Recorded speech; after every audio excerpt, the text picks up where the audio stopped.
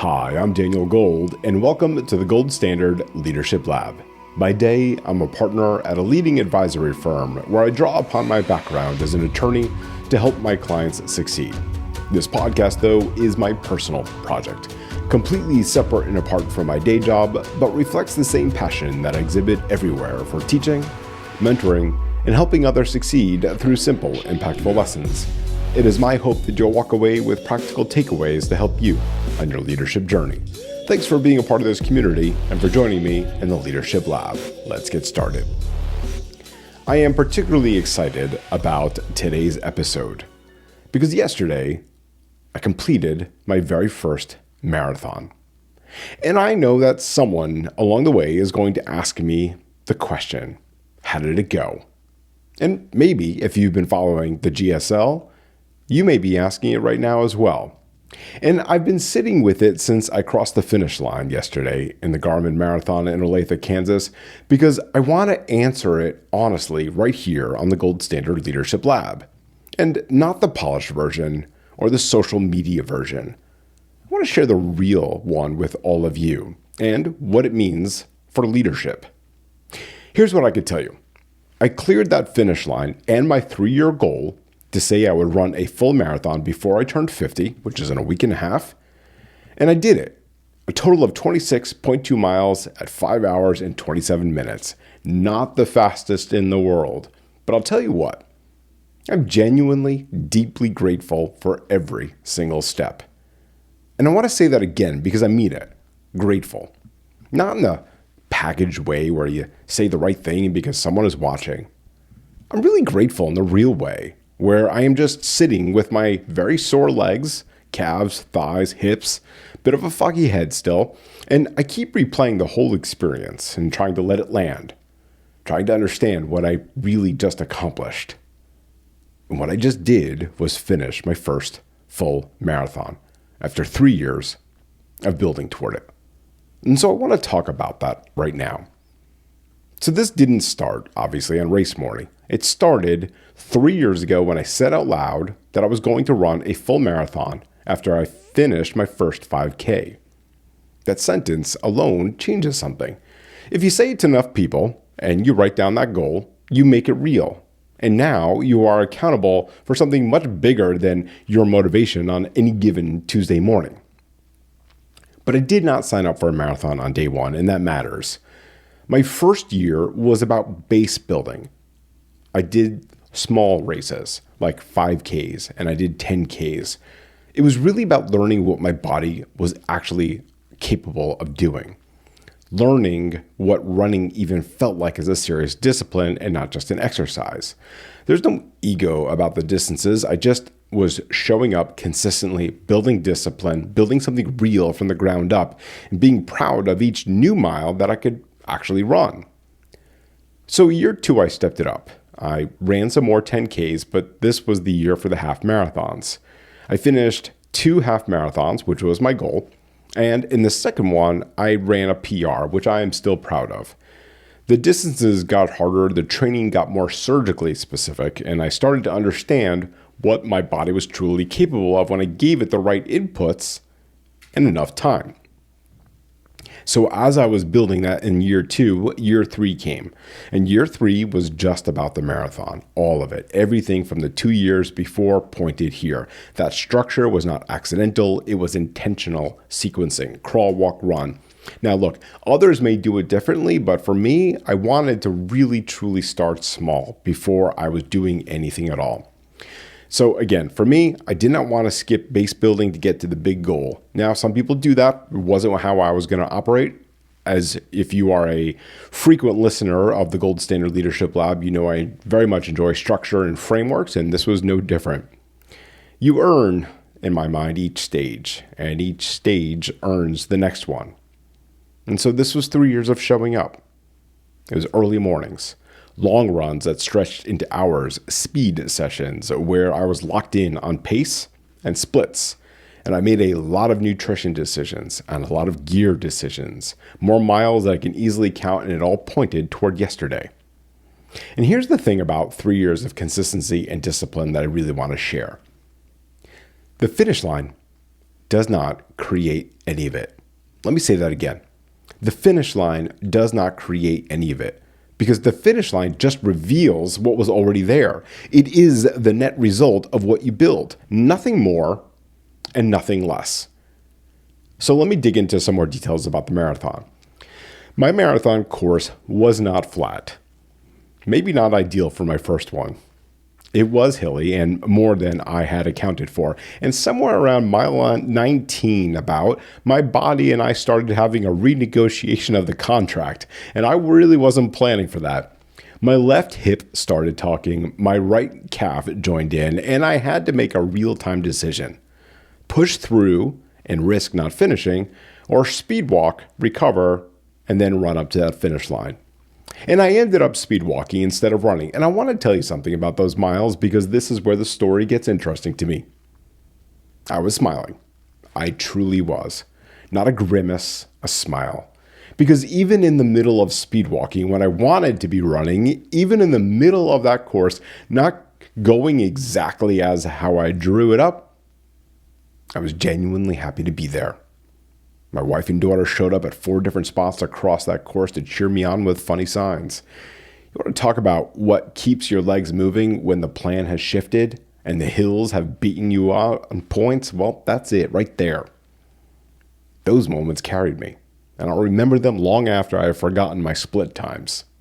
Now, I jogged when I could, and I never got back to my goal pace, but I crossed that finish line smiling, and 24 hours later, I'm already thinking about signing up for the next one. And that tells you something. So now, let's talk about what that has to do with leadership.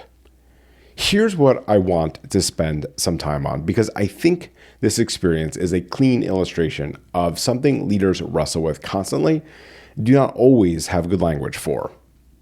You create your quarterly and fiscal year plans, you prepare, and hopefully you have set goals that are specific, measurable, and meaningful. You do the work, and then you execute, and the world does not cooperate perfectly with the plan that you built. Maybe you finish at 85% of your goal. That's great. Maybe 75% of your goal. Maybe the course was harder than you thought. Maybe something comes out of nowhere that you could not have ever accounted for. Does that make you a failure? I want to be direct about my answer. No, it does not. And I say that not as a comfort, not as a way to lower the bar for you, but as someone who has watched leaders do real damage by treating an imperfect outcome as evidence of personal inadequacy.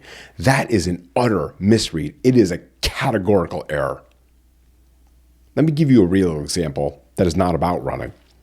I started my current role at this advisory firm, and on day 6, yes, just 6 days in, the world shut down because of COVID. A global pandemic that nobody planned for, nobody modeled, and nobody had in their scenario analysis. The goals I had walked in with, the relationships I was going to build, the programs I was going to launch, the places I was going to fly to all over the country, the timelines I had set, all of it needed to be renegotiated in real time. Not because my planning was wrong, but the course had changed. The leaders I watched navigate that moment well were not the ones who pretended the plan was still intact.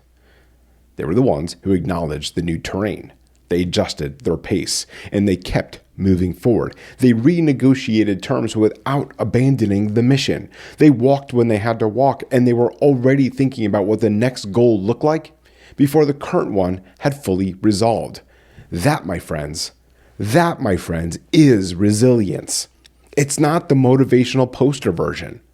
The actual version where you are tired and the situation is hard and you keep going anyway because you know what you built and you trust it. So I want to give you a framework that came to me while I was running yesterday, somewhere in those later miles. You have to prepare like you mean it. Hard stop. This is not just about putting in the hours. Preparing like you mean it means being honest about what the course actually looks like. It means doing the research, modeling the difficulty, and accounting for variance to the extent possible that you can. I prepared extremely well for my marathon. What I underestimated was the grade of those hills in the back half of the race. And in leadership, preparing like you mean it means not just building the plan you want to execute, but stress testing it. What breaks first? Where are those hidden hills? What does mile 19 look like when everything else has been going great, and then suddenly it is not? Miles 1 through 19, I ran exactly as I trained. That does not happen by accident. That happens because the training was real, the discipline, the consistency, the preparation. And when the moment came, I trusted what I had built. That is the payoff of serious preparation. When the pressure is on, you are not guessing. You are executing from a foundation. In leadership terms, this is about being so grounded in your strategy, in your values, and your team's capabilities that when things get hard, you are not starting over. You are running the plan with clear eyes from a place of actual confidence. And then, what will be, will be. And this one is harder because it requires you to hold your plan with real intention while also holding it loosely enough to adapt. That's not an easy task, but it is your job as a leader. You do renegotiate terms in real time on the course without losing your head. You do not get down on yourself when the terrain changes. You do not treat every deviation as a failure. You adjust, you stay present, and you love every single moment you are actually in and not just the ones that you planned for. I loved that race yesterday. Even the hard parts, especially the hard parts, because they are the parts that taught me something my training never fully could. So here's how this ends, and it is the part I want you to sit with for a bit. I want to repeat this part again because it's so important. The finish line is not the destination. It is a checkpoint. It is the place where you measure what the work built. And then you look up and you ask, what is next? When I crossed the finish line yesterday, my body had never done that before, not once, and my first coherent thought I had after catching my breath was about the next race. Different course, probably. Different goals, definitely. And perhaps one that is completely flat. And that is not restlessness. That is growth. That is what it looks like when you finish something hard, take stock of what it honestly gave you, and give yourself credit, real credit, for what you did, and then let that become the foundation for something much bigger. In leadership, the people who grow the most are not the ones who only move when they are certain of the outcome. They're the ones who set a goal and they prepare seriously. They execute with everything they have. They absorb what the experience teaches them and they set a new goal. They do not wait until the conditions are perfect. They do not let a 27-minute gap define a 3-year journey. They finish. They learn. They go again. So when someone asks me how that marathon went, here is my honest answer. It went exactly how a first marathon should go. It was harder than I expected in specific ways I now understand. It was more meaningful than I could have fully anticipated. My wife and my daughter showing up on that course, and that alone made it worth every mile. My body learned something new, and I smiled through the hard parts. And I am already thinking about the next one. The finish line is never the point. The work that we do as leaders, that is the point. The finish line just proves the work was real. And now I just set a new goal. Because remember, leadership, it isn't about perfection. It is about progress. Take this lesson, put it into action, and continue setting the gold standard in your own life and at work. I'll see you all next time.